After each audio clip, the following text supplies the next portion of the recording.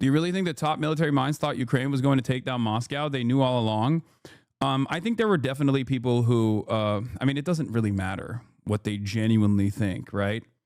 Because what matters is what they did, whether it was indecent or genuine, whether it was cynical or a genuine a feeling that Ukraine would be able to push back the Russian forces ultimately is inconsequential, because what is... Anyway, now let's get to Vladimir Putin.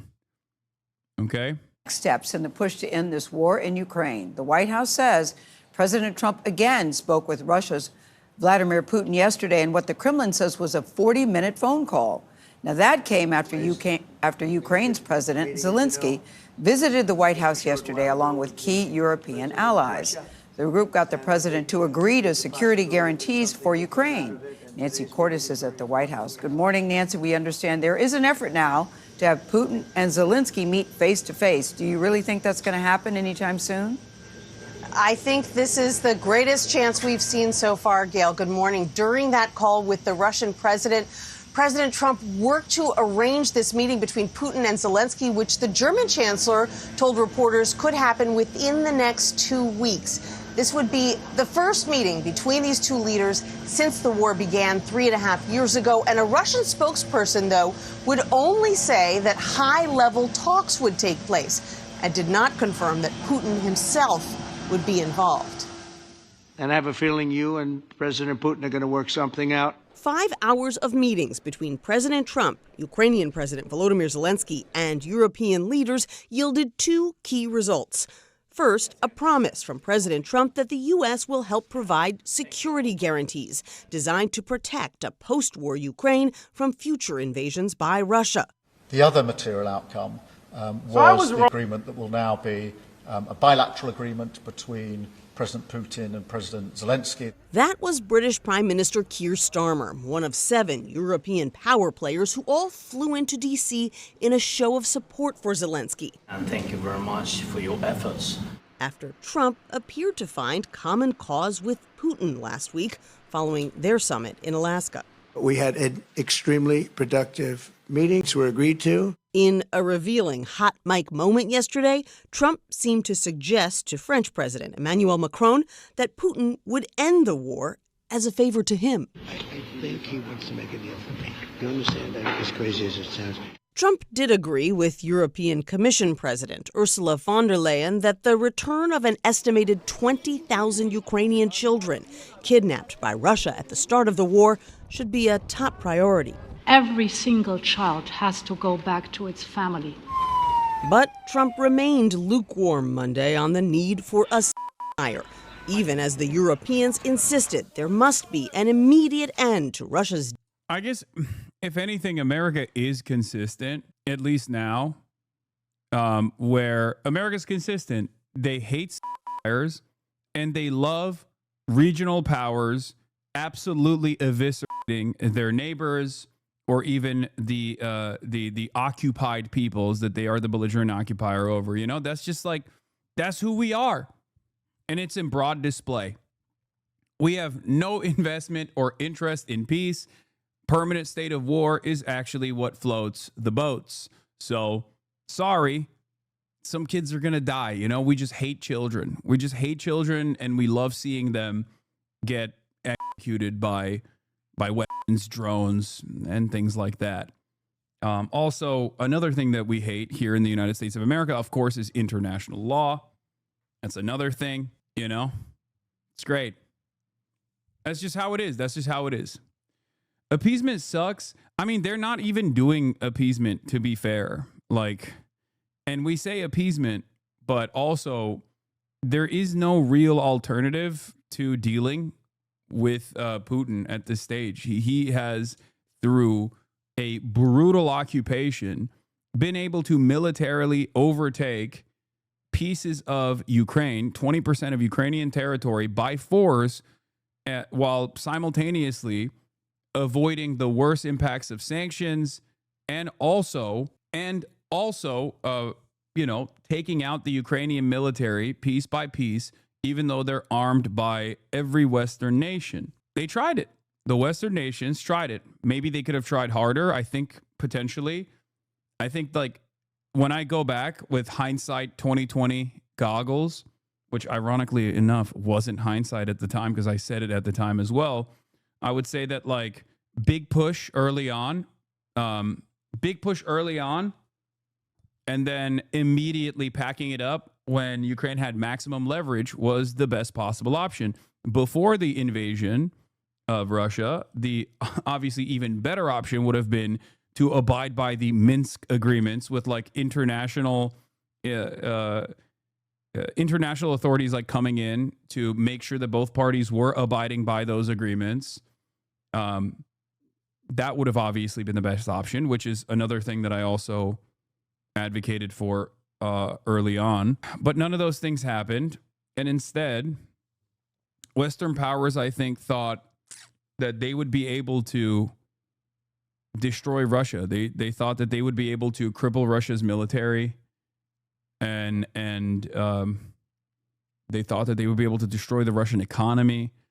And I think it was an abject failure. This is one of the instances where very clearly America was on the right side of this conflict for the wrong reasons.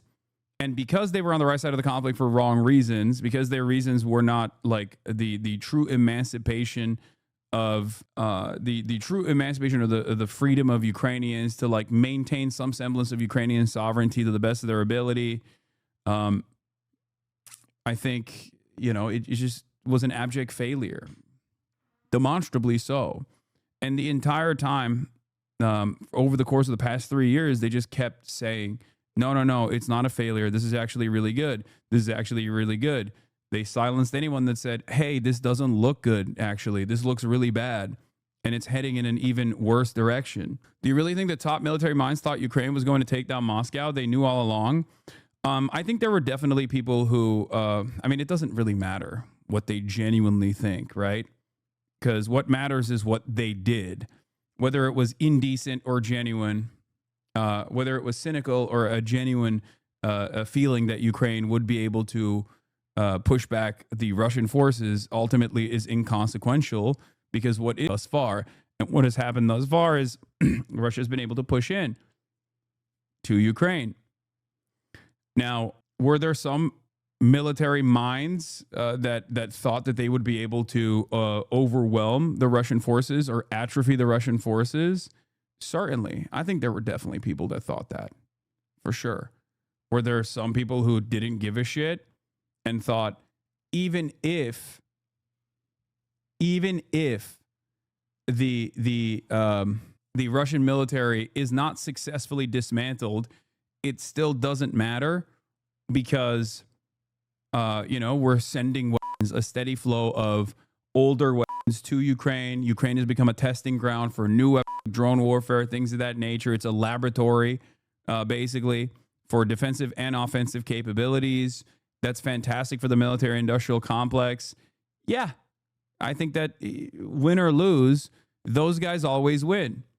Because those guys always win in a permanent state of war. And a permanent state of war is really bad for, obviously, the captive civilian population. It's really bad for the Ukrainians that were displaced, really bad for the Ukrainians that had to run away from their homes and now had to move out of the country. It's really bad for the Ukrainians that remain in the country that don't want to get forcibly drafted and have to just like avoid the authorities. It is, however, very good for American manufacturers overall. Daily bombings before serious peace talks can begin. I can't imagine that the next meeting would take place without a ceasefire. So let's work on that and let's try to put... Let's be real. Everyone thought Russia would pack up Ukraine in like 3 weeks when the invasion began. The real big transfer started when they pushed the Russians back, when the resistance was stiffer than expected. Oh, for sure. I think that was a big miscalculation from Putin. And I think it's ultimately cope that people say, oh, no, Putin always just wanted Eastern territory. No, I don't think so. They just did not have, they literally did not have the established, they were not able to establish air superiority as quickly as they thought they would.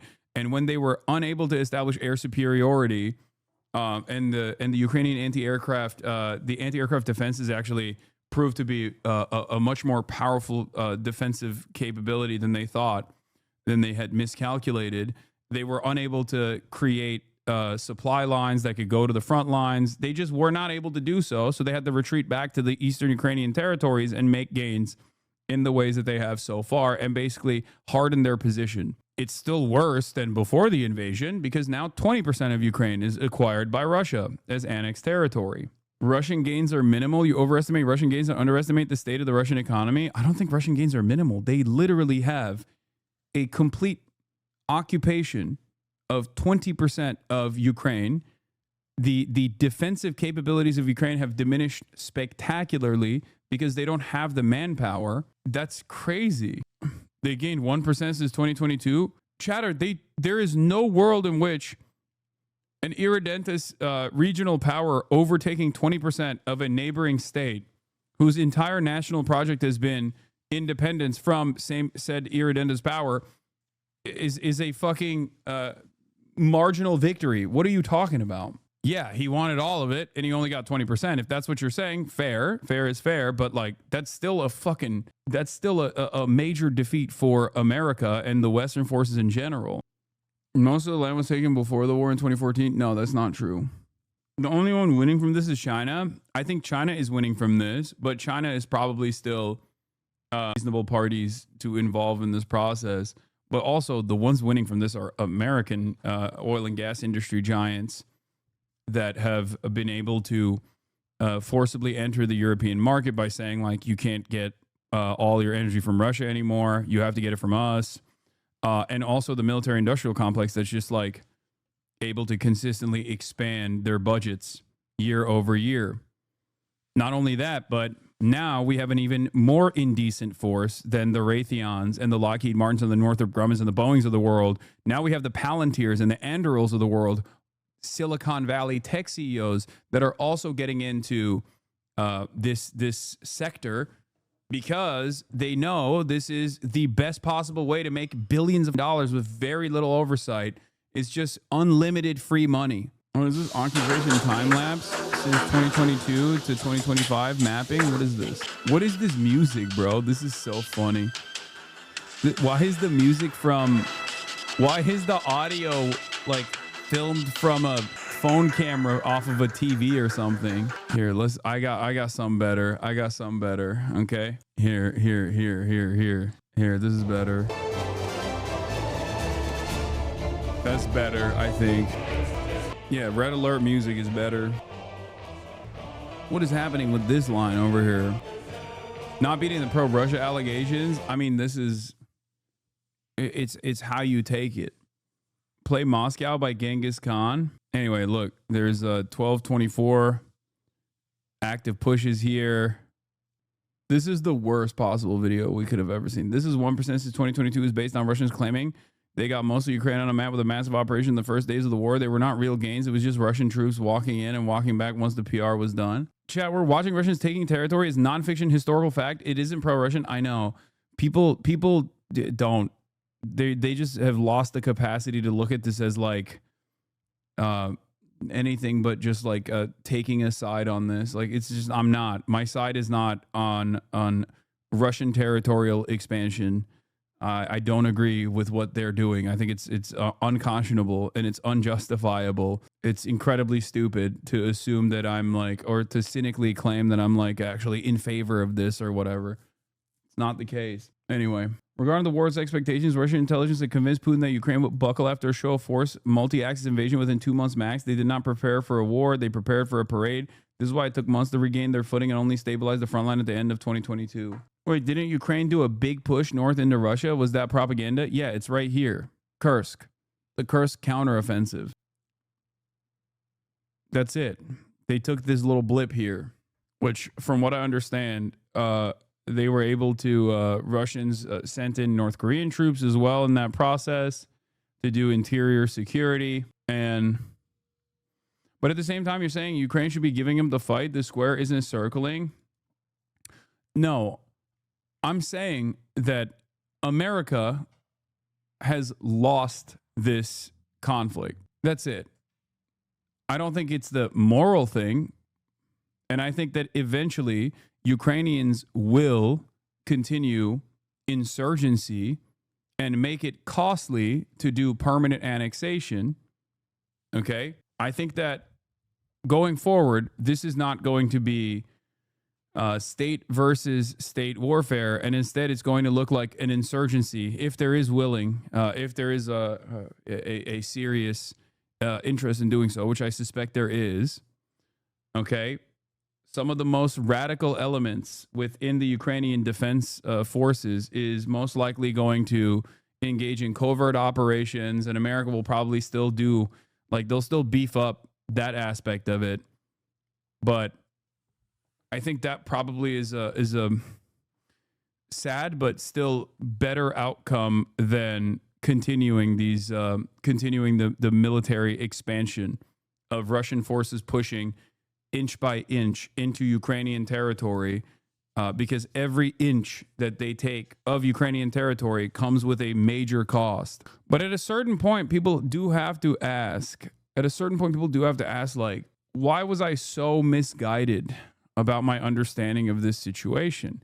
Why was I so misguided? Like, because if you were of the mindset that for the past 3 years, like, Ukraine is doing it, they're killing it, they're going to push the Russian forces out any moment now, the counteroffensive is imminent, like, you have to ask yourself, like, where did I arrive at this information? Where did I arrive at this conclusion? I do think that ultimately, while Ukrainians put up a brave fight for every piece of land that the Russians still forcibly overtook, like, an honest and sober assessment of what was actually unfolding would have been, I think, would have been better for the people overall.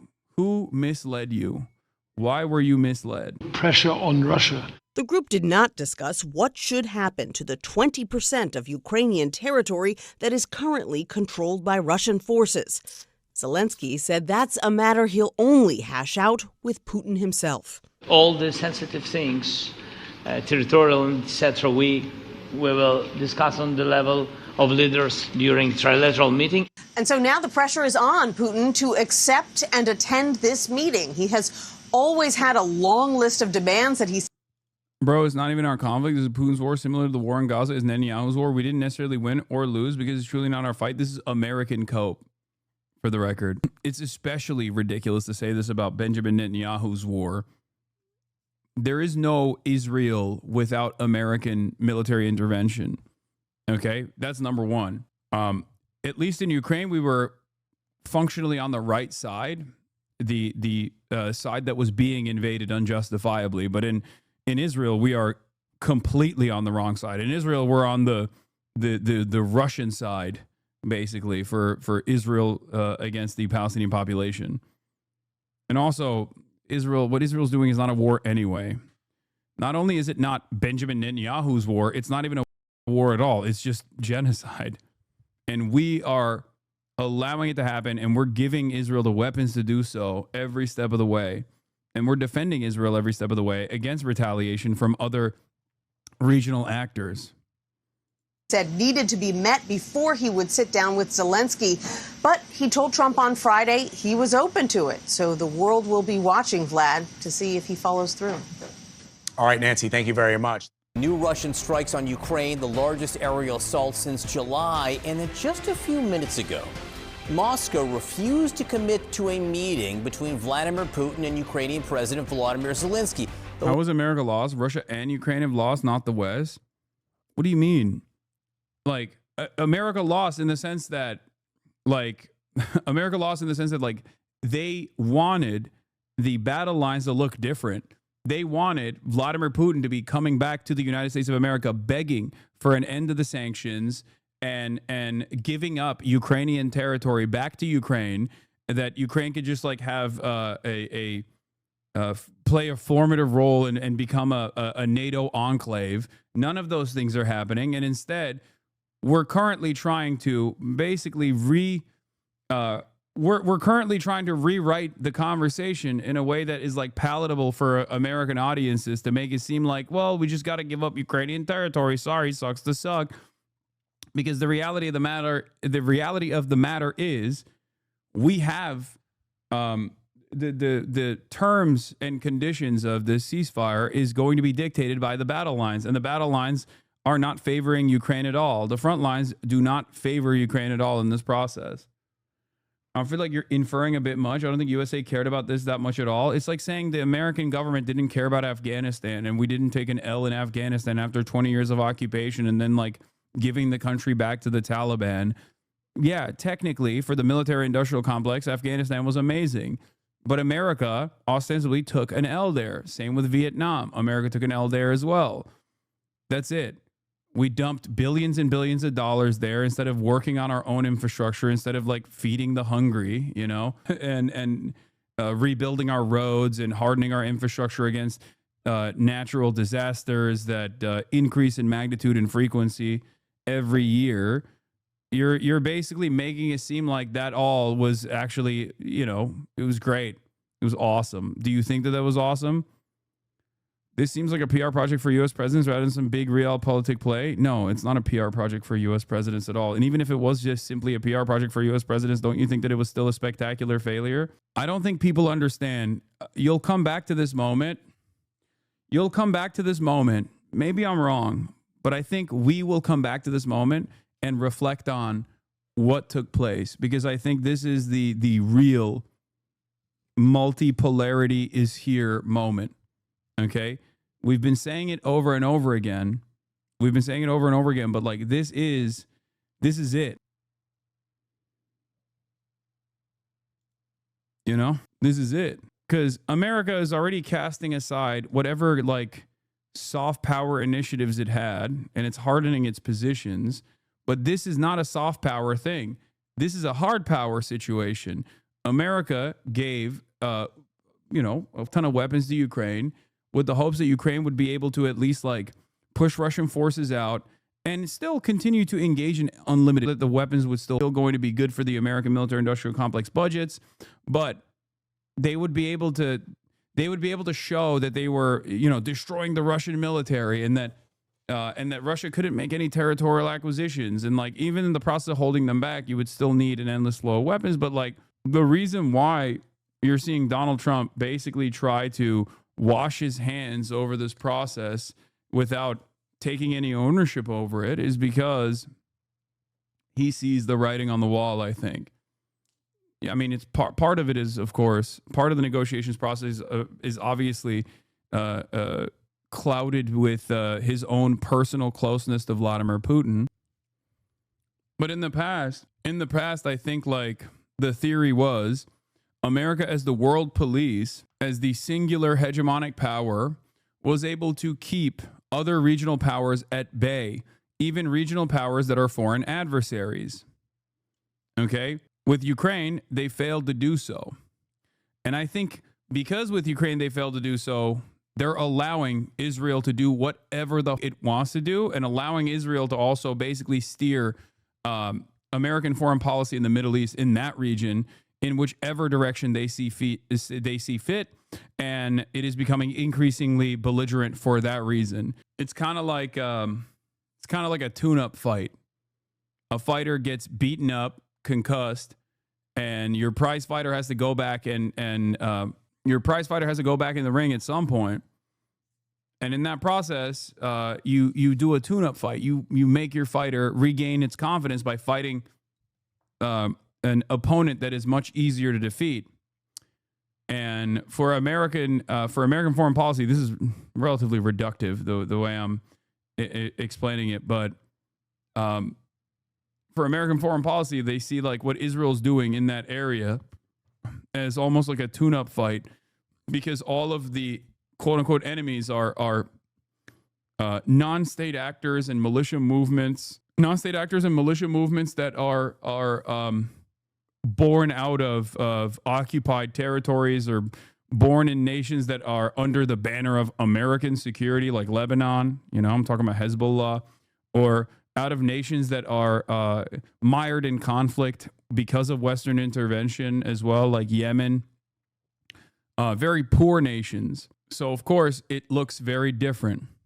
But stopping short of ruling out any further talks. Now, the meeting was supposed to be one of the major takeaways, if not the major takeaway from the historic White House summit yesterday. President Trump even posted that he's working on setting up that bilateral meeting between Zelensky and Vladimir Putin. But again, just a few minutes ago, the Kremlin said it is only prepared to, quote, raise the level of the delegation it sends to meetings with Ukraine. And that really is the key this morning, to try to determine what the concrete takeaways were from what were very visible.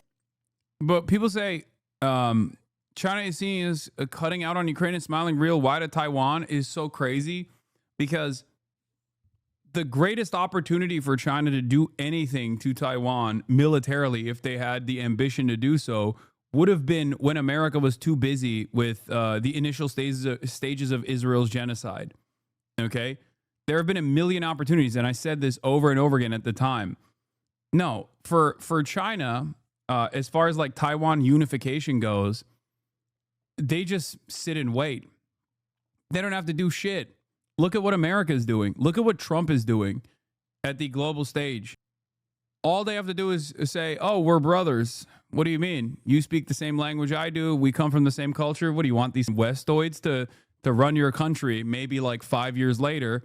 And I think, yeah, the most ideal position for China is to just sit back and wait. They don't need to do shit. Donald Trump is over here talking about hitting Taiwan with tariffs. And you're like, oh no, China is really excited to militarily overtake Taiwan. They don't have to do shit. Donald Trump is the great nation builder for China. That's it. That's it. Just sit it out. And just constantly point to what America's doing and go, are you guys seeing this? That's all you need to do. That's all you need to do. It's kind of like with my haters too, when I just like let them scream into the void over and over again. And I just like kick back and I go, do you see how crazy these people are? And then they inevitably, in their hysteria, in their endless hysteria, they show their true ambitions. Trump is the great nation builder for China is one of the most important takes. Okay. Visibly good feelings at this White House summit yesterday between President Trump, President Zelensky, and all these key European leaders you're seeing on the screen right now. They left with good feelings. The question this morning now is, will they get good results? Let's go right to CNN's Elena Treen at the White House for the latest. The president continues to say he's setting up the meeting. The Russians continue to throw a little bit of cold water on that, Elena. Yeah, I mean, it was very clear heading into yesterday, John, that was the goal for the president specifically, President Trump, I should say. He wanted to be able to get another meeting on the books that included Russian President Vladimir Putin and Ukrainian President Volodymyr Zelensky sitting down in the same room. And you saw him, he did have a 40-minute phone call yesterday in the Oval Office with the Russian leader. He actually paused his ongoing meeting with the 7 European leaders and Zelensky taking place at the White House to have that conversation with Putin. And then I talked to a White House official who told me he then invited that group back in, the European leaders and Zelensky, to the Oval Office after he wrapped that call to fill them in on what was discussed. And then, of course, we saw his Truth Social post saying that he is making arrangements for a bilateral meeting first between Zelensky and Putin, and then hopefully a trilateral meeting after that. But you're exactly right. There is a lot of skepticism of whether that is actually possible, when it could take place, where it would take place, but if the Russians are even willing to agree to that. And I think the key thing here is we're hearing them throw cold water on this idea. I remind you that Putin does not view Zelensky as his equal. He was the one who started the war that invaded Ukraine illegally, and that's really been a problem throughout this entire time. However, there's also not just the president here, but a lot of other top advisors to him are telling him that they believe that the only way to get this solved and to end the war is to have the two of them sit down in the same room and discuss this. And that's kind of what we heard from Bessent this morning when he was on CNBC. Take a listen. He invited President Putin to land that the Russians used to own. He displayed a huge amount of military hardware and then did a flyover. It was kind of like inviting your uncontrollable neighbor to your house and showing him your gun case. And my strong belief is that there will be a bilateral meeting between President Putin and President Zelensky. And this is, again, unimaginable cope, dude. God damn, this is such terrifying cope. No one has the capacity to be honest about the situation that is happening. Okay? So they have to just be like, no, we still hold the cards. I promise we still hold the cards. Like, I'll be honest with you. I don't even know what the liberal position is here. Like, they are attacking Trump and saying like, no, Trump is not doing a good job, which is true. He's not, because it's Trump. Okay. But also at the same time, there's people that they have like John Bolton on who are just constantly saying like, no, you don't understand. Trump is supposed to be like way more aggressive with Vladimir Putin, which is, I guess that part is true, even as a posturing thing, even as like the negotiations are unfolding. But like, if we don't have leverage, or if the leverage that we have in our hands, at our disposal, is like the nuclear option that will do more harm to us and might not actually work in the long run, then what is the alternative? Like, I don't understand, because like the positions are clear. If the problems that the Ukrainian defense are facing is a lack of manpower, then you need to make up for that with manpower. So what do? Either deport Ukrainian men that are of conscription age back to Ukraine to be forced into the front lines after training, with no guarantee that that will actually even succeed in pushing back the Russian forces anyway. It probably would help, but there's no maximum guarantee. There's no guarantee that it's going to work. Okay.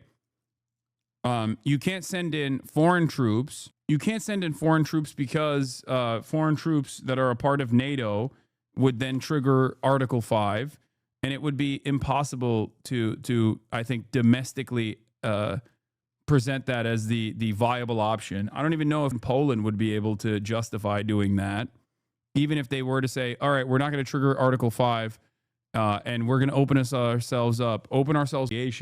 And on the sanctions side, because Article 5 is also obviously, nukes.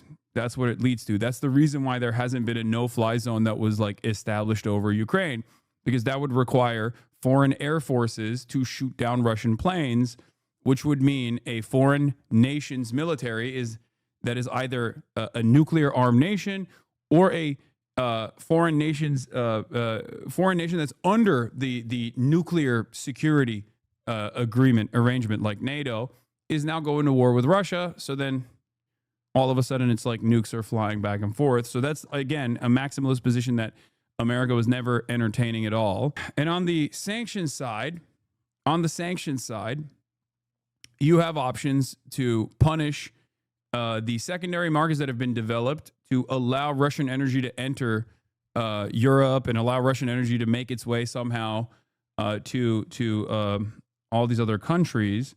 But if you were to try to sanction like India, then you're cooking your India-China plan, because India is supposed to be an incredibly important country for our goals of decoupling the rest of the regional partners over there from China, which, again, has not seen a lot of success anyway.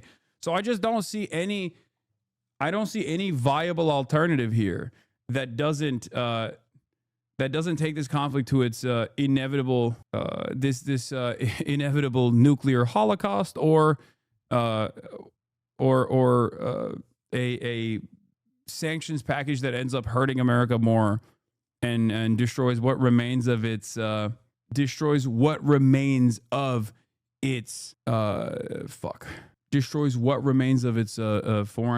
policy goals against China. No, you dismiss Trump, bro, talking to Putin to give up Moscow. That's true. Trump is going to make Trump and Putin are such great friends that he's actually going to tell Putin what's what, and then Vladipoo is going to drop the Kremlin. Yeah. He's going to give up Moscow. He's going to give Moscow to America. China's Foreign Minister Wang Yi in India for the first time in 3 years. Why this visit matters. As Wang emphasized, China and India should regard each other as partners and opportunities rather than rivals or threats. This shows the improved relationship. India reaffirmed its official commitment on one China principle, and Taiwan is part of China. This is very important. Border talks mechanism goes well. Direct flights will be resumed soon. Wang will then call on Prime Minister Narendra Modi at his residence today. India has recognized Taiwan as a part of China for decades. On December 1949, the Indian government officially recognized the government of the government of China, the People's Republic of China, as the sole and legitimate representative of China, so did America for the record, and cut ties with their former government of the ROC, which lost the Chinese Civil War and fled to Taiwan Island. Murtaza Hussain writes, if India affirms Chinese policy on Taiwan and Russia and China are aligned, it doesn't seem that there is any plausible anti-China coalition that the U.S. is capable of cobbling together in Eurasia. Roted. My brain is so busted. The only way to end this conflict is to get the two sides talking. I mean, what a way to describe Vladimir Putin coming to American soil. Hearing the Treasury Secretary say it's like inviting your uncontrollable neighbor to your house and showing them your gun case. So all to say, though, you could hear Bessent there adding that he... the reason why I say is cope is because, you let Vladimir Putin, the leader of a foreign adversary, into U.S. territory. You rolled out the red carpet, and you said that you were really close and personal besties with him. And then you turned around and you said, well, we are...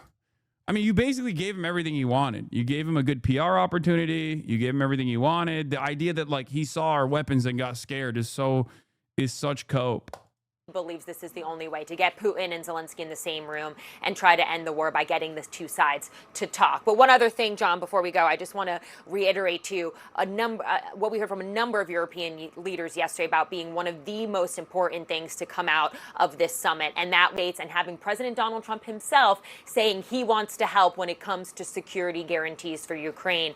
A lot of them, Starmer, Mark Rutte, the UK Prime Minister and the NATO Secretary General, all saying that was a breakthrough from Monday.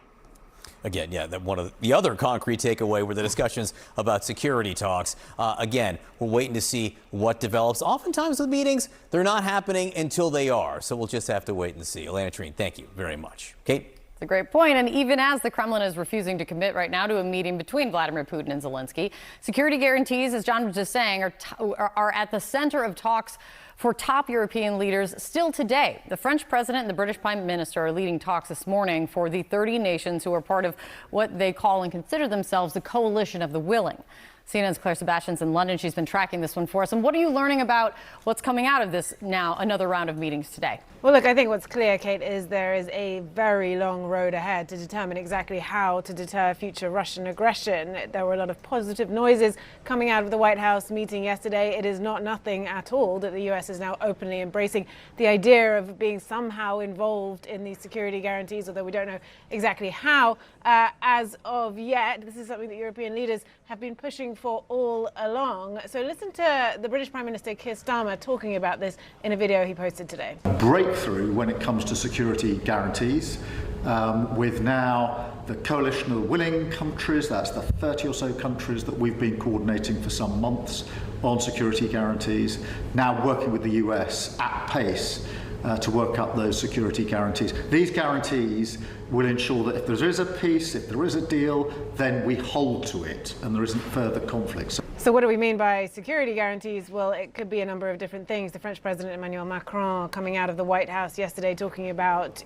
no limits on Ukraine's armed forces. Russia, of course, has demanded in the past that there should be limits on the size of Ukraine's army, which is now the second biggest in Europe after Russia's. He talked about reassurance forces in the land, air and sea. There are certain countries, for example, the UK, that have already said they might be willing to put boots on the ground. And President Trump didn't explicitly rule out US peacekeepers being involved in the Oval Office meeting yesterday, though he was pretty vague about that. So the work continues. There's also a European Council meeting this morning, EU heads of state. Another very important frenzied day of diplomacy here in Europe. Kate? Sure does seem it. Claire, thank you so much for following it for us. John? All right, with us now is Congressman Mike Quigley from Illinois, a Democrat and the co-chair of the Congressional Ukraine Caucus. Congressman, thank you so much for being with us. The news we heard just a few minutes ago, the Kremlin, Sergei Lavrov, really a senior Kremlin official, refusing to commit to the bilateral meeting between Vladimir Putin and President Zelensky. What is that refusal, at least as of now, what does that tell you? the Chancellor of Germany was right. Unless there's a ceasefire forced upon Putin, there's not going to be any other meetings. And if there are meetings, what will they actually contribute? The fact of the matter is they're missing the point here. Putin understands strength, not talks, not repercussions put off concessions made before negotiations begin. We're honestly seeing the beginning of a new era. I guess you'd call it the Trump doctrine. The U.S. will be tough until it's not, and we will reward invaders of a sovereign democratic country with land, and we won't hold that person responsible for the war crimes. He doesn't understand weakness. He understands strength, and we're not even using the assets we have toward that end. You did hear the British Prime Minister call it a new Black Myth Wukong, new Black Myth title officially unveiled today. Oh, hell yeah. Well, I'll look at Gamescom updates later, okay? Some of the best moments. Breakthrough in terms of the discussions on security guarantees. Do you think security guarantees after some kind of a deal would provide Ukraine with some of the safety that they feel like they need? I guess I wouldn't blame Ukraine to never trust this unless it means NATO, right? They go back to Budapest. We're reminding ourselves that Putin has never kept a promise in East. Brother, I don't even understand what security guarantees Vladimir Putin would be on board with. I thought his positions were completely untenable and insane. His maximalist positions are Ukraine doesn't get to have a standing army. Like he's pulling an Israel take on a whole ass sovereign nation, where he was like, give me territories, including areas that I haven't even militarily taken over yet. Ukraine doesn't get to have a standing military, basically. No, not even like Western security cooperation. They're talking no security in Ukraine. It doesn't make sense. What is this guy saying? Russia attacks for land is wrong. Don't fall for this BS. Why are people complicating this whole shit? What is this? End the war, stop the encroachment, let Ukraine stay neutral, and this shit is over. No more unnecessary death. Thank you for saying this. No, completely disagree. The scenarios are not realistic. He doesn't understand this because his analysis is bad. That's what it boils down to. How is Ukraine sovereign after being a victim of U.S. intervention for more than 11 years? I mean, no one in here is saying Ukraine is currently a sovereign nation. It's just stuck between Western forces and Western influence and Russia. The difference, of course, is that Russia is doing Russia shit, and Russia's influence is militarily dominating and taking over swaths of land and killing people. Western influences, on the other hand, are soft power, civil society organizations, and intervention of different sorts, taking advantage of like whatever instability that already existed in a volatile nation beforehand.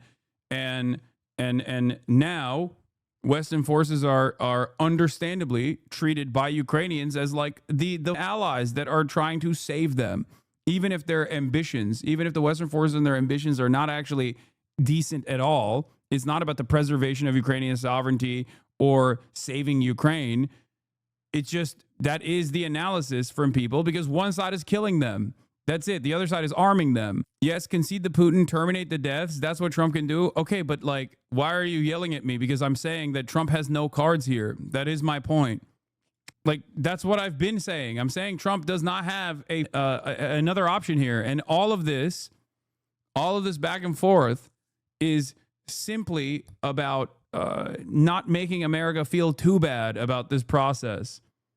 To just basically give all of the responsibility to like Obama or Joe Biden, and to say it was their war, it was not my war, I'm just ending it. I'm just ending it because there's too much death. That's precisely what he's been communicating over and over and over again. That's what he's saying because he wants to. He realizes that they don't have any additional options. Like, I mean, in the process, they'll still keep giving weapons to Ukraine. Make no mistake. Clearly, even in this back and forth deal that they're doing, $100 billion weapons deal is going to be signed in this process. $100 billion, European nations and whatnot, to spend directly on American weapons that will go to Ukrainian hands. So clearly, you know, the weapons manufacturers are still doing great. I don't know what that means. I don't know how they are actually conceding to the... demands of Russia ultimately. So I don't even know what the liberals are saying here in their analysis. Eastern Europe, and he never will. To them, I guess I understand the Ukrainians to believe that here we are going to reward Putin for his land acquisitions, and we'll probably see Putin rebuild his army, rebuild his economy, wait another year or two, and then go and finish the job. If anything, Ukraine has earned the... Like, if these guys are, if Ukraine is like, please ceasefire now, and Russia is the one that's saying no ceasefire, okay, we're just going to keep pushing, and liberals are like, wow, Donald Trump is going to do a ceasefire. It's really up because this will only help Russia. It's like, what are you doing? What are you saying?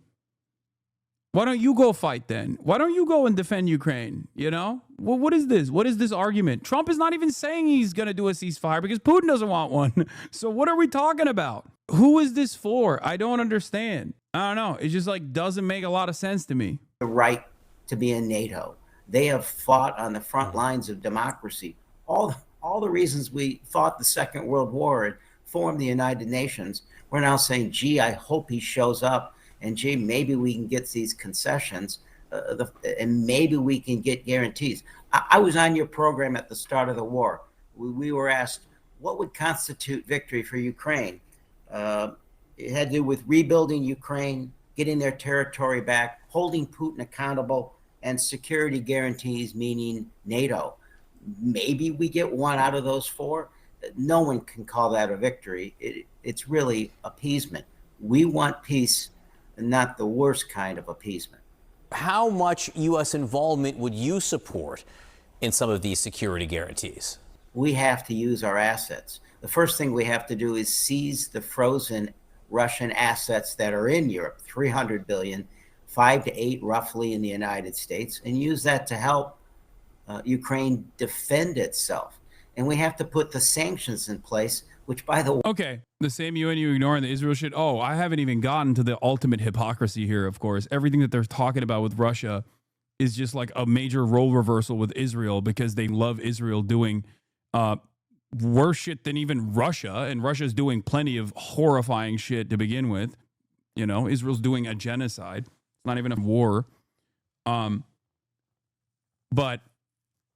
But when they talk about like the asset seizure, the frozen $1 billion in frozen assets that belong to like Russian oligarchs and stuff like that, the Russian state, that's also another point of leverage that the American government has, that the Western governments have, as far as like trying to make Russia concede to their side. If they start using those if they start seizing the assets and then using it to arm Ukraine, then you're just dumping a bunch of weapons back. It's good for, again, Raytheon and all of those guys, but you're dumping a bunch of weapons to a military force that doesn't have the manpower to hold the weapons. They just don't have people.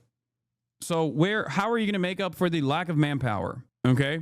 And in the process, you're basically also giving up what you have in terms of like being like, hey, if you pull back from Ukraine, we'll give you $300 billion back, which a lot of liberals are going to get mad at anyway. And from what I understand, I thought European countries had already decided that they are using some of these Russian assets anyway that were frozen to purchase these weapons. And I suspect they will continue to do so. Republicans and Democrats solidly agree on. It's rare that we see that happen. If you want something like guarantees and you want a uniformity there, it has to come with strength. You know, here I am, the liberal Democrat from Chicago, but you know, the lessons from 19... Let's not remember yesterday when you said there wasn't anything the U.S. can do, but he just listed a bunch that we can. We just don't leverage them.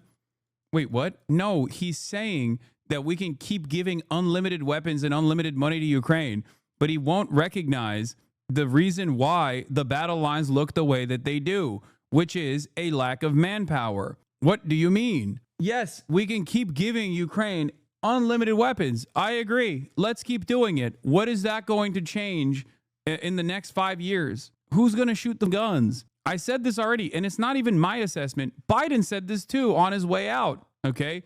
Brandon, Mr. Defender of Ukraine, he did NATO jack, Mr. AUKUS. What did Biden say? On his way out, he told Ukraine, you have to lower your age of conscription. You have to lower the age of the draft. You don't have enough manpower. So in order to do so, you need younger and younger people to go out and fight. That process is long. It's costly. You train these people, okay? You're basically destroying a potential future generation of Ukrainians with no immediate guarantee that this is going to actually change the trajectory of this stalemate. And it's not even a stalemate because like Russia's still pushing, you know?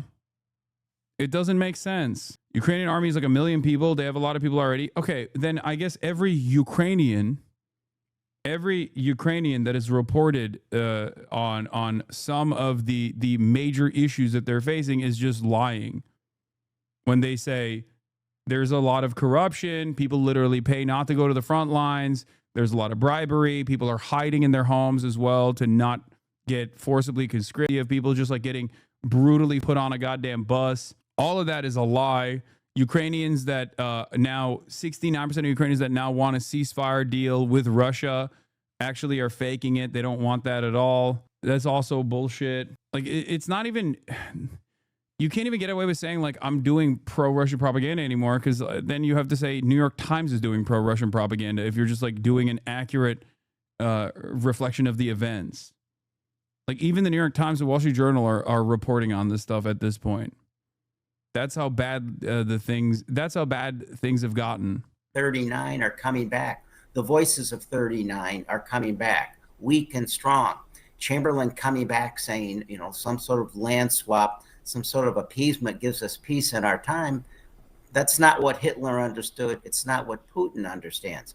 I truly want peace. Yeah. But if you go at it begging and pleading a brutal murderer, it's not going to work. Congressman Mike Quigley from Illinois, we appreciate your time this morning. Thank you very much.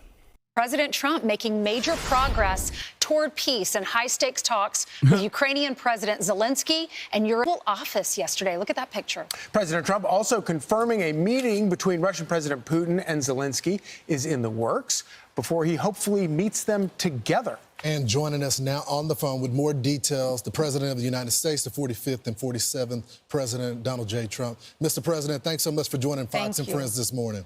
I saw pieces of this convo and it was so ass. Oh my Lord. It is, I would say you're not ready for this. It's going to be worse than your expectations. Whatever you were expecting, this is going to look like, I promise you it's going to be worse. Good okay, morning. get ready. That's quite a crew. That's quite a crew. Well, Mr. President, the whole world was watching yesterday as you got leaders from the European Union, NATO, as well, from all over the world. How did you get them to Washington, to the Oval? Let me tell you how. Okay? Let me tell you why they came. Because last time Zelensky came by himself, it turned into a spectacular failure. Okay? So this time, the European allies, who are also servile to Donald Trump's interests, regardless of what, no matter how insane it is, they came with him so that at least like there would be some semblance of decorum. And they glazed them the entire time, hoping that the dude, the president of the United States, the quote unquote leader of the free world, doesn't turn around and say something insanely childish in the process. That's it. It's so funny. All of these like incredibly well-educated, supposedly brilliant minds have to literally sit around this perfect portrait of Europe's century of humiliation. EU leaders lined up like school children as Daddy Trump lectures them behind his desk. These guys all know Donald Trump is a moron. Okay? They all know it. They all know Donald Trump is a moron. You think they don't know? Of course they know. And they just have to sit there and go, yes, Mr. President, you're so brilliant, Mr. President. Please tell us more about how Graydon Carter is a pussy and his Vanity Fair parties suck now. Please tell us more about how, mail-in ballots are actually creating fraudulent results, even though you yourself voted by mail. Every election cycle, Mr. President, we will sit in the cuck chair. What can we do? Nothing. They realized that Trump is a very simple guy. Vladimir Putin is nice to Trump and says, I respect you. And Trump believes it, and he will give him a favorable deal. So they're like, oh, we got to do the same thing. We just got to brown nose him over and over again, in spite of the reality that, like, they all know he's a moron. They have to sit there when he goes, everybody transgender. And they go, yes, oui, everybody is transgender. You are right, Mr. President. Office so fast. Well, I think really they have respect for our country again. Lowercasm is cancerous, Mr. President. Oui. They wouldn't have even thought about it now. We've become the hottest country anywhere in the world. Everybody wants to be here. When I made the call, they came. And they said there's really never been anything like it. You know, you'd have one president or one prime minister, but there's never been, such a group. And these really represent the European nations. You know what this reminds me of? I don't know if you will get the analogy here, but I feel like I'm seeing something that a lot of people don't see here. It feels to me like when I watch like those hating women podcasts of like these alpha bros, when I see these guys like yelling at women and berating women professionally, I can see how unimaginably insecure they are. But clearly their audiences don't see that. They look at these guys and they go, wow, these guys are so macho. They're so macho. You see the way that they put women in their place. That's how it feels like to me here, where Donald Trump is basically making it seem as though America still has motion around the globe, while simultaneously destroying what remains of America's soft power initiatives, and these kinds of like petty aesthetic, like, oh yeah, we came over and we visited the president personally. He uses that as an opportunity to say, see, I'm so hot right now. America is still so hot because I'm in charge. America wasn't so hot. They were abusing us. They were shitting on us. And it's just, all of these people are literally just playing this role so that you don't up the bag. That's it. I see it, but I do feel like a lot of people can't see that reality. You know what I mean? I feel like people are just looking at this and actually believing what Donald Trump is saying, that like this is a show of force. No, man, this is a show of weakness. It's not a show of force at all. These are countries that have lost their dignity a long time ago, have lost their sovereignty a long time ago. Of course they're going to come and listen when an American president demands it. It's just that you have no motion with the adversaries any longer. We had a good like 40-year run at this point of dominating the planet, and that time is coming to a close, okay? These people, and they're very good people, and they want to end the war, that horrible war with Ukraine and Russia. It's a horrible war. It was such a sense of unity, and we all enjoyed watching it because America is on top, and it was on your turf, on your terms. I know yesterday you talked about arranging a meeting to take place in 2 weeks between Putin and Zelensky. Is there an update there? They still pretend not to have motion over the Israel stuff too. Yeah, that's the other side of this story, which is that we do have maximum motion over Israel, and we don't do anything with it because, you know, it's been a fantastic success. Israel's genocide is going on, and no one can stop it because we don't want it to stop. So great, awesome. And do you plan to Big attend? W for America and No, Israel I thought overall. I'd do first let them meet. You know, they haven't been exactly best friends. They haven't gotten along very well. And I called President Putin yesterday, and I do have a good relationship, but it only matters if we get things done. Otherwise, I don't care about the relationship. I do have a good relationship with him, but I want to get things done. You know, I've solved 7 wars. We ended 7 wars. I thought this would be one of the easier ones, and this has turned out to be the toughest one. India, Pakistan, I mean, these were big ones, and also all big ones, and some going for 31, 32 years, one for 35 years. The Congo, think of that, the Congo and Rwanda for 35 years. I got that one done. I got them all done, but this one is the one that is the most difficult, and I thought it would be an easy one. So I hope President Putin is going to be good, and if he's not, it's going to be a rough situation. And I hope that President Zelensky will do what he has to do. He has to show some flexibility also. The thing is a mess. This was started by Joe Biden. This was a war that should have never happened. Millions of people are dead. The country's blown to pieces, Ukraine, and it's a shame. You know, my wife wrote Melania wrote that beautiful note to President Putin about children. The children are devastated. They're taken away from their homes. The whole thing. And this is a war that would have never, ever, ever happened if we had a president, a real president. So, Mr. President, it's been barely a week since you announced that first meeting in Alaska, and it's just been days since that meeting, and then you had the meeting yesterday. In the course of having these negotiations, what has surprised you the most between Zelensky and Putin in terms of their strength or weakness of their position right now? Well, I think the fact that maybe they're getting along a little bit better than I thought. Otherwise, I wouldn't have set up the 2 meeting. I would have set up the 3, a trilat. But I think they're doing a little bit better. There's been tremendous bad blood. And again, this was all worked out by an administration that didn't have a clue. And if you remember, they said, well, if you made a minor incursion, that would be okay. That was the end. The whole thing when Biden made that statement. But minor incursion, what does that mean?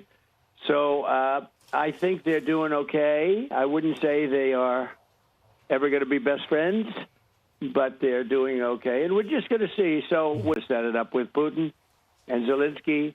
And, you know, they're the ones that have to call the shots. We're 7,000 miles away, in all fairness. You know, we've spent through the previous administration $350 billion. Europe has spent a lot also, $100 billion, but it should be reversed.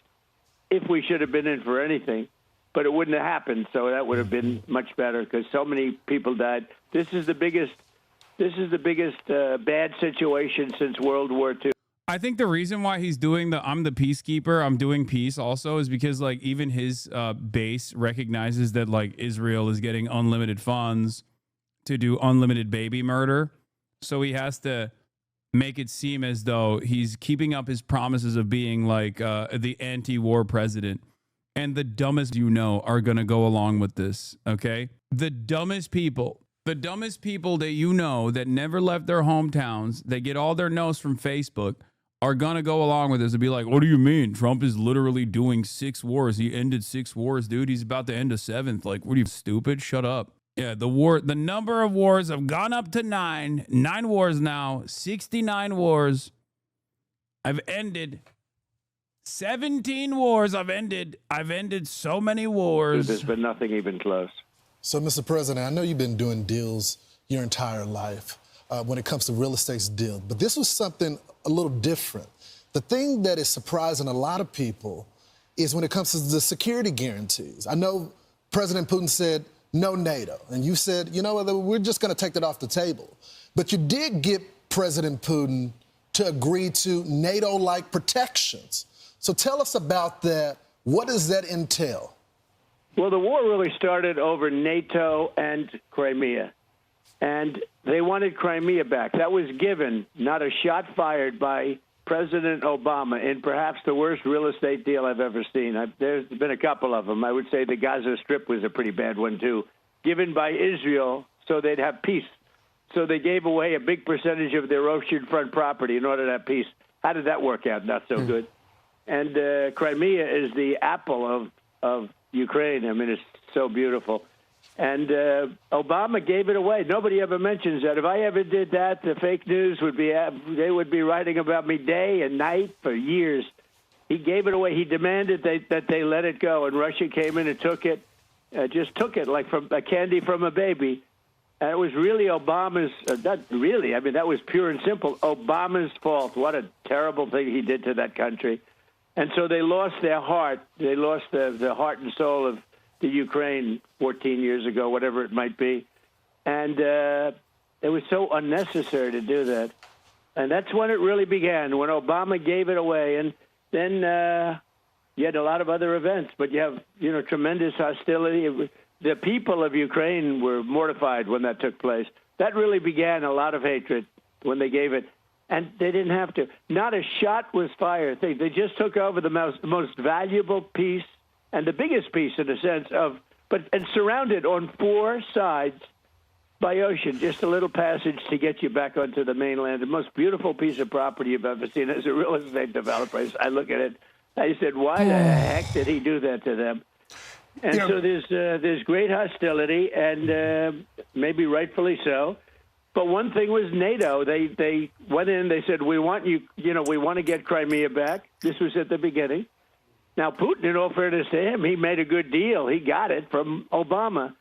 But they said, we want it back, and that was not exactly well received because it was like 12 years before. That's where Russia has its submarine base, and, that's been there long before Putin. They've been there for a long time, but long before Putin. And the other thing they said is, we want to be a member of NATO.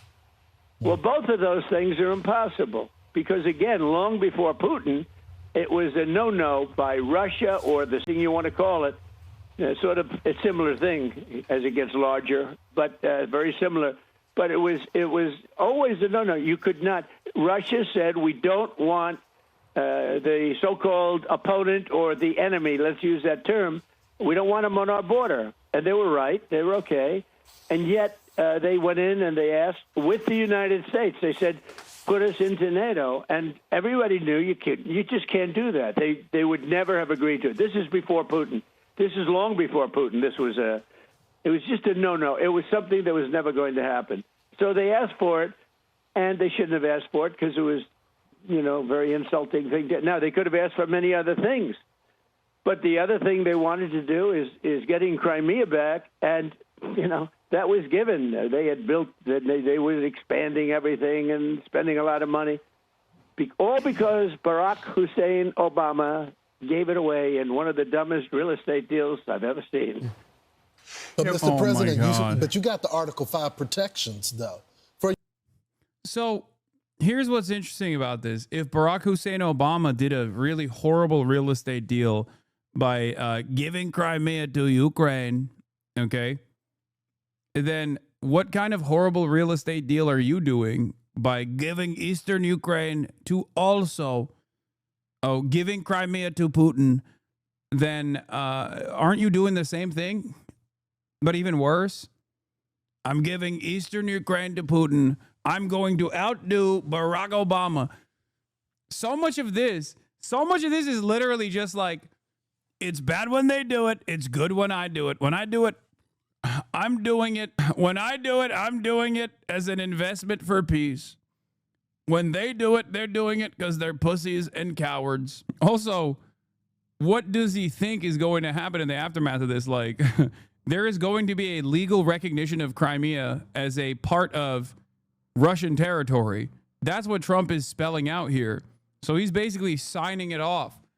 So I don't even understand what he means by this when he's like, Barack Obama gave Crimea a bad real estate deal, very bad, not good. Ukraine. So they're not going to be a part of NATO, but you still got them the same protections. We're not, so they're not going to be a part of NATO, but we've got the European. It just reminds me of like when Donald Trump was being prosecuted for withholding like classified intelligence and refusing to cooperate with the authorities.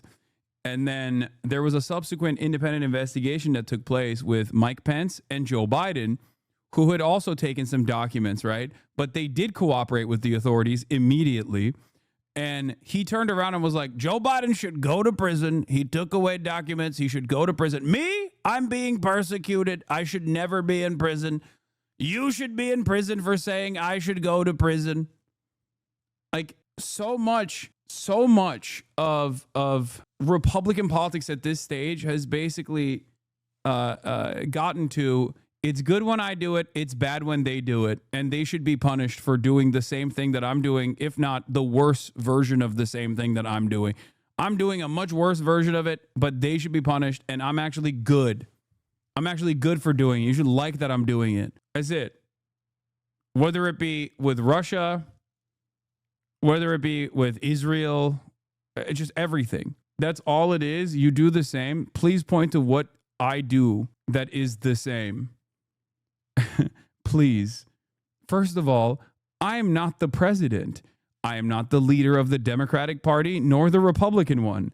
So I don't even know what you could possibly mean here. You do the same, lol.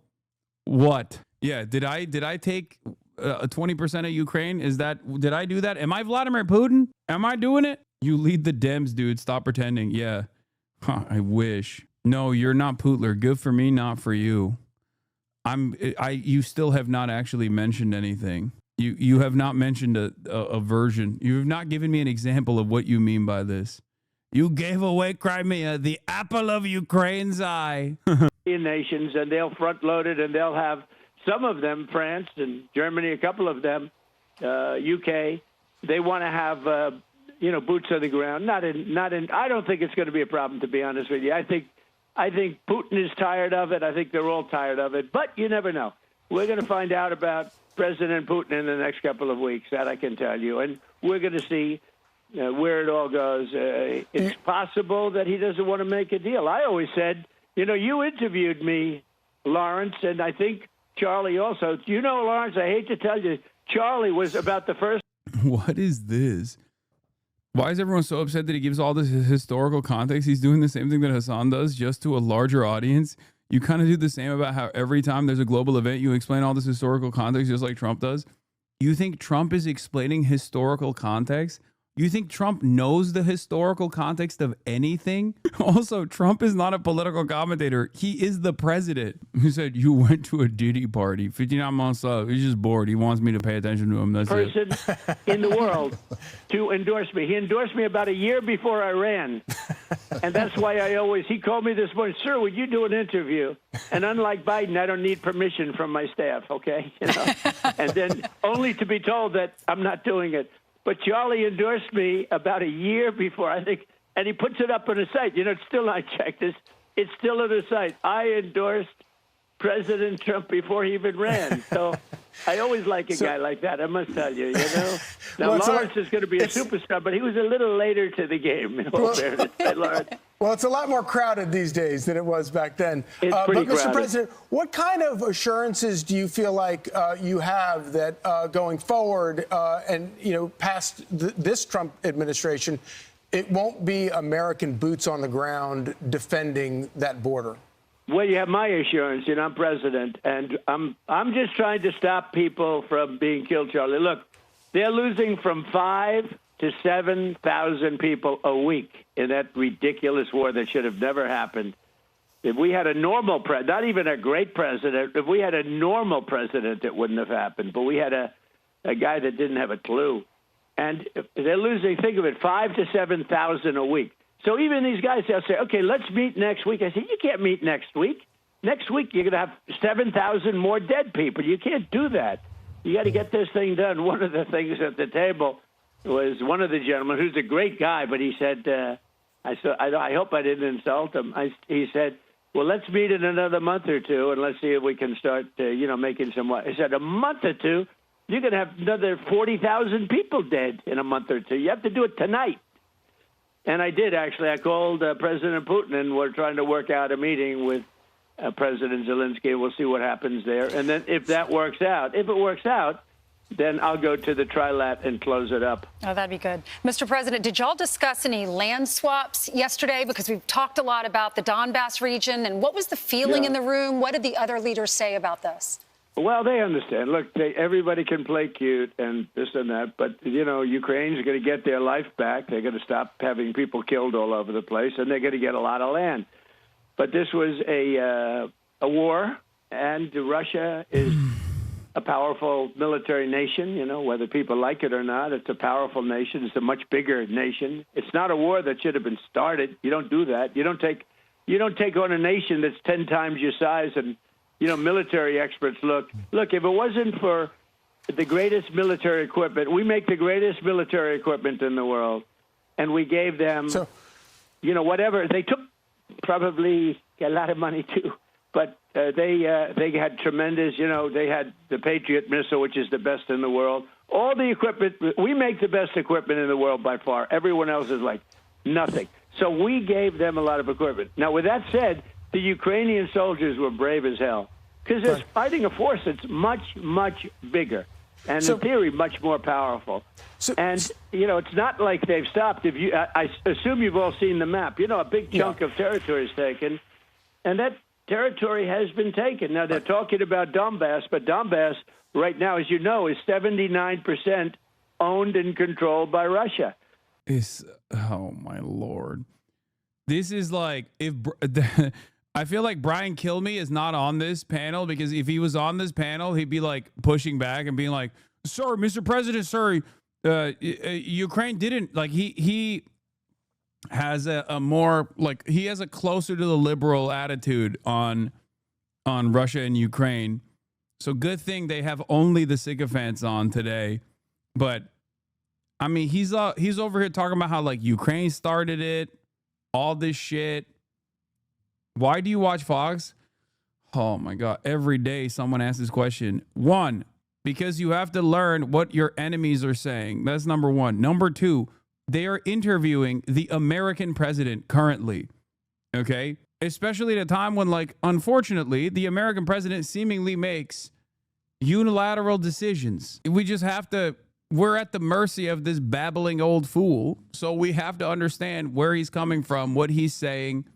And also, last but not least, it is somewhat entertaining at times. Not right now, but so the trilat, more like unilat. They understand what that means. Mr. President, what did the other leaders tell you? Because it seemed to be, this is unlike the first Trump term. There was great unity that was there, and we saw their public comments. But when you got them in the Oval Office, and we have this photo of you sitting at the Resolute desk, and all of these world leaders are sitting in front of you. What did they say to you privately? Because it looks like they're on the same page as you, sir. Yeah, they are. They're very good people. They're very good leaders of their countries.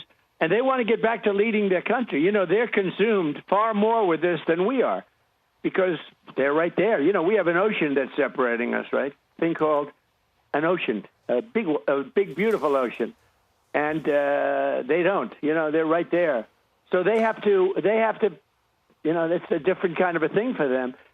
When it comes to security, they're willing to put people on the ground. We're willing to help them with things, especially probably if you talk about by air, because nobody has the kind of stuff we have.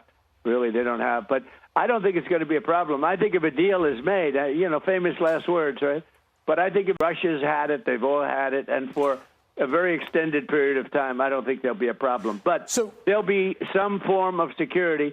It can't be NATO because that's just not something that would ever happen.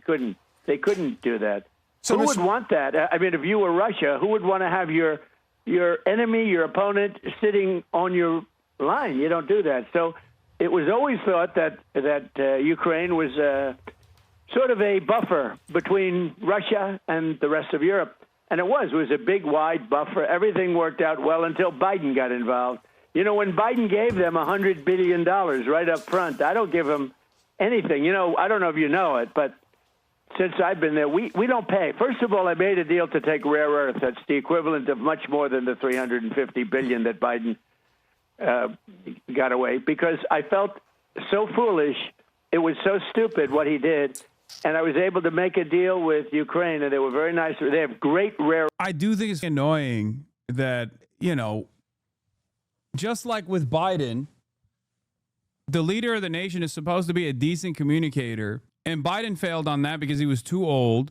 And Trump is failing on that because he's also too old and insane. So, like, there's not even a moment of clarity here where he could just be like, because there are some things that he's saying, like he's trying to do the Mersheimer. He's been watching Mersheimer videos on YouTube. He's like, Ukraine is supposed to be a buffer zone between Russia and NATO. It's unique to hear that perspective from an American president because NATO is your thing. Okay. But like he can't even get a salient point across because he's too insane and too narcissistic to present anything. Earth, among the best in the world. And we took much more than the $350 billion, and they were great about it. So we got that, handled. But now we don't pay any money to Ukraine. They buy through NATO, because I got NATO to go from 2% to 5%, 2% when they didn't pay, 2% of GDP, 2% when they didn't pay, and 5% now they do pay. So it's trillions of dollars. So what we do is we make the equipment, the military equipment, and sell it at a full price. We sell it to the NATO. We sell it to NATO, and NATO pays us immediately. And that's the way it's working. And then NATO takes it and does what they want with it, because they really have the right to do what they want with it. But for the most part, they give it to Ukraine. So, President Trump, So we're not losing. We're not like we were with Biden, where we were paying hundreds of billions of dollars out. We're paying nothing. President Trump, during the meeting yesterday, when you decided to call Vladimir Putin, what was the reaction among the other people in the room, and what was President Putin's reaction to being brought into a phone call in the middle of your meeting? Well, I think they expected it. I didn't do it in front of them. I thought that would be disrespectful to President Putin. I wouldn't do that because they have not had the warmest relations. And actually, President Putin wouldn't talk to the people from Europe. I mean, that was part of the problem. They you stepped out of the Oval Office to make the call? They had no communication with the White House for years as people died. Years with Biden and his people. No communication. Putin told me. Years. It was years that he didn't speak to anybody from the White House. And it was a long time that he didn't speak to anybody from Europe. No, it's a fractured relationship. And when I came in, I always had, despite the Russia hoax, which truly was a very dangerous thing for our country, but despite that, I maintained a very good relationship. I mean, you saw that when he got off his plane, I got off my plane. There's a warm. I think one of the craziest aspects of all of these guys behaving in the servile way is that they also normalize what Trump is saying. They prove what Trump is saying is correct in the eyes of the broader public.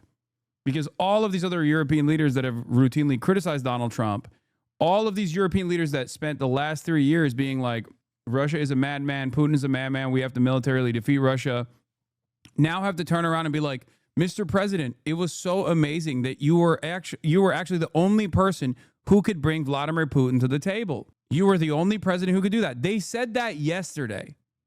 Okay? They said that yesterday. Now, we understand why they're doing that. They're doing that so that, the bag doesn't give up. They know that this is the only language Trump listens to, responds to. You have to glaze them. It is what it is. But what's crazy about it is that ultimately makes them look fraudulent. And ironically enough, Biden had that same capability as well. Biden could have just as easily been like, we have to talk to Russia directly, instead of just casting that aside and having all the European leaders also take that position over and over again for 3 years. And then you cede ground to Donald Trump when he inevitably comes into power and then not only talks to Vladimir Putin, but also does so in a way that offers no mind, no attention, no interest to the Ukrainian position here at all. None whatsoever. Yeah, that you can't, there's a decent feeling. And it's a good thing, not a bad thing. People would say, oh, that's such a terrible thing. It's not a terrible thing. You know what? We've got the most nuclear weapons in the world and the most powerful. He's got second. So can you describe for us how that happened? Did you just announce that you were going to go into the other room to make the phone call, and then you got up and left and then came back? I think they sort of knew I was, at the end of the meeting, I was going to call President Putin, and President Putin expected it, and he was there. Now, by the time I called him, it was 1 o'clock in the morning in Russia. Russia's a big place. They have 11 time zones, I believe, 9 or 11, but I think it's 11. But think Mr. of it, President, 11 time zones. That's a lot of time zones. So it was late. It was like 1 o'clock in the morning, but he picked it up very happily. Sure, he works very hard, like we all do. And we had a very good call. And I told him that we're going to set up a meeting with President Zelensky, and you and he will meet. And then after that meeting, if everything works out, okay, I'll meet and we'll wrap it up. But, it takes, in this case, two to tango. They have to have somewhat of a relationship. Otherwise, we're just wasting a lot of time. I don't want to be doing that I just want to end it. I want to end it. We're not losing American lives. We're not losing American soldiers. We're losing Russian and Ukrainian, mostly soldiers, some people as missiles hit wrong spots or get lobbed into cities like Kiev and towns. But, if I can save 7,000 people a week from being killed, I think that's I want to try and get to heaven if possible. I'm hearing I'm not doing well. I hear I'm really at the bottom of the totem pole. But if I can get to heaven. It is wild how much he glazes Putin. It's truly, it makes, it shocks me. I'll be honest. He does not have this level of respect for anybody, dude. It is crazy. it's not necessarily a bad thing to show respect to a foreign adversary, especially if you're pursuing the path of peace. But if you're a guy like Donald Trump and you're constantly undermining, bullying every single person around you, all of our foreign allies, and then you only have this kind of glaze for foreign adversaries, it is interesting. It also doesn't make sense because, like, it's not like he glazes Xi as well all the time, and that's great, but it's not like it reflects in the policy making side. He will glaze Xi while simultaneously actively doing everything he can to try to fight China's influence around the globe and fail to actually achieve that objective anyway. And I don't even know if there is any capacity to undermine Chinese influence around the world at this stage. So if you're gonna be so nice and if you're gonna glaze them, then why not cooperate? You know, Evan, this will be one of the reasons. Well, I think I saved a lot of lives with India, Pakistan. They were going at it. The planes were being shot down. That was going to be maybe a nuclear war if I let that go. And I did that through trade. I was negotiating with both of them. I said, I'm not going to make a trade deal with you guys. You're fighting until you get peace. And I got them on the phone. I made a peace deal, and many deals. 6, actually 7. And then we took out the nuclear capability from Iran. That was a big one in those pilots and those planes. When people say, we had the B-2 fly right over President Putin as he left his plane. He looked up. He said, "What the hell is that? That's a hell of a noise." We didn't make it environmentally friendly, okay? If that's okay with you guys. Did the First Lady let you read the letter that Mrs. Zelensky wrote to her? I purposely didn't. I did not do it purposely. It was given to me sealed, and I'm sure it would have been fine, but she gave a letter to Melania, and Melania told me it was absolutely a beautiful letter. So. Yo, you think he's getting cucked? Putin, he's so handsome. He sent... Isn't it beautiful? He sent a photo of himself shirtless riding a horse.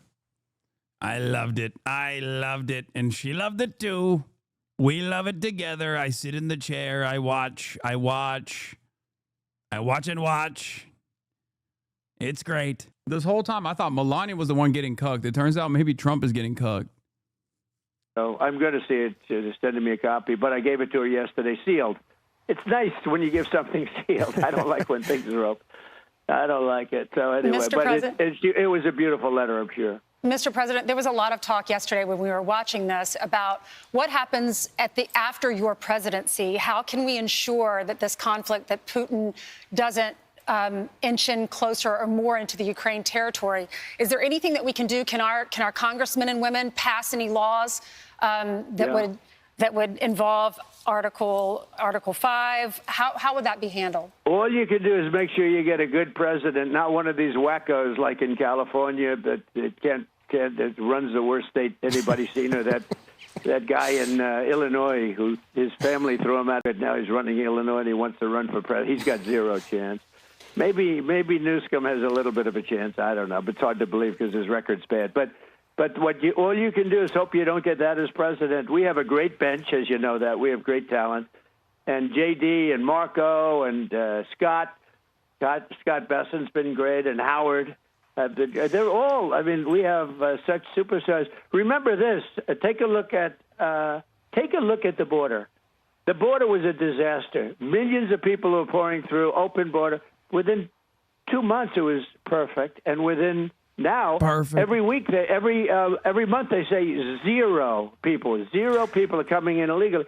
We were taking people from prisons all over the world, gang members, insane asylum, mental patients from the worst insane asylums in the world that dropped in to our place. So now we have a very secure border, beautiful border. I built hundreds of miles of wall. Without that, we couldn't have a secure border. Mr. President, it's clear that you have operational control of the border. When the numbers hit zero, that is clear for the whole world to see. I'm curious. 3 months in a row. Right, without new laws even having to be passed. But, Mr. President... now I'm doing something that I'm having such fun with because I'm helping people. I've made Washington, D.C. just an incredible place. In literally 4 days, I have friends that say they're going out to dinner. Did you see what's happening with the restaurants? They're bursting. Yes, they were all closing and going bankrupt. I mean, it would be. It would be great. There's a guy named Sean Hannity. He might take a very lovely young lady that he knows very, very well to dinner in Washington, and they don't have to. And she's sitting right next to you, by the way. That's right. But Mr. President, I don't want to get him in trouble, so I better explain exactly. We don't want any secrets here. 4 days. I have friends that say in Washington, D.C., just an incredible place in literally 4 days. I have friends that say they're going out to dinner. Did you see what's happening with the restaurants? They're bursting. They were all closing and going bankrupt. I mean, it would be. It would be great. There's a guy named Sean Hannity. He might take a very lovely young lady that he knows very, very well to dinner in Washington, and they don't have to. And she's sitting right next to you, by the way. That's right. But Mr. President. I don't.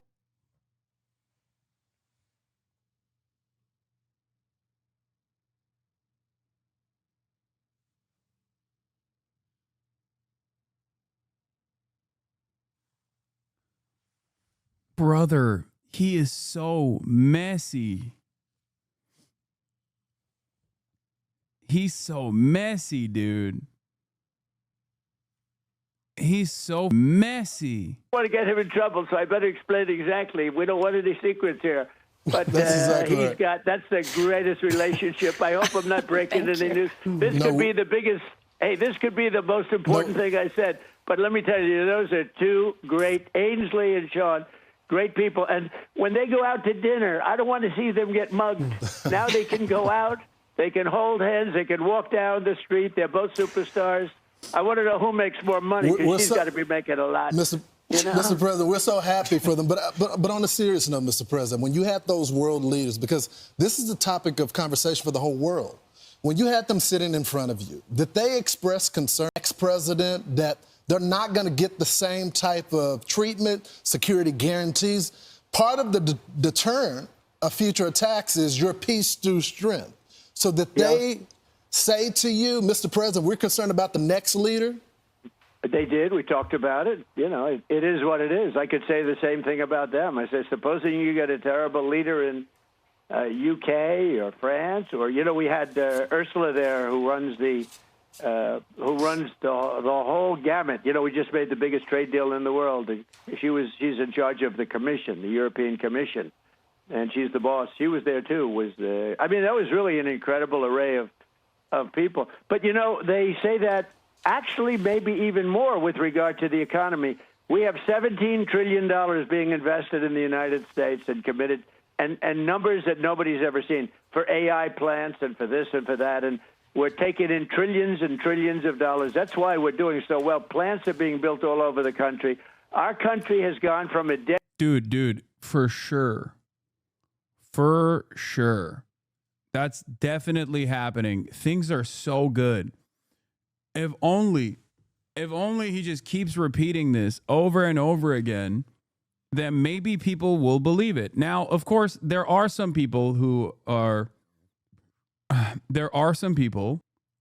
do believe it. Those people are insane. It's a cult. But I think this will consistently diminish the number of people in Trump's base, like the Trump loyalists. It's virtually impossible for them. It's virtually impossible for them to not recognize. Drop that Addy, bro. What? Listening to Trump is one thing, but if your wallet is hurting, you're gonna feel that, okay? And as long as Trump keeps saying, "Oh, it's so good, it's so good," so many incredible opportunities for Americans to work like good-paying manufacturing jobs. If it doesn't happen, and people are eventually gonna go, "All right, dude, you fucking lied to me." And every day, there is always going to be another person that decides, for one reason or another, that this shit is not working for them.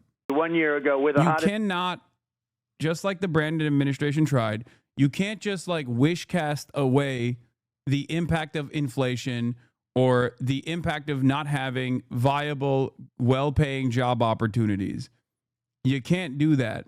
This country in the world, And every one of those people said it yesterday. They said, in 6 months, you made this the hottest country in the world that we are. We have $17 trillion coming in. And they said, well, what happens if you're no longer president and somebody comes in and cancels the tariffs? And we've invested hundreds of billions of dollars on building these plants, and now you have some anti-business person come in. I said, well, life is full of nasty little surprises, but I don't think it's going to happen. We have a great bench, and the bench is really talented. You see a lot of the people, and I think you're going to get great people in government. Well, President Trump, we want to thank you so much for joining us this morning. We know that you have lots of other wars around the world that you need to end, and that's more important than anything. So we appreciate you joining us this morning. Thank you very much, Mr. President. Thank you so much. Thank you. It's so funny he does not want J.D. Vance to be president. Yeah, that's going to happen regardless, though, whether he wants it or not.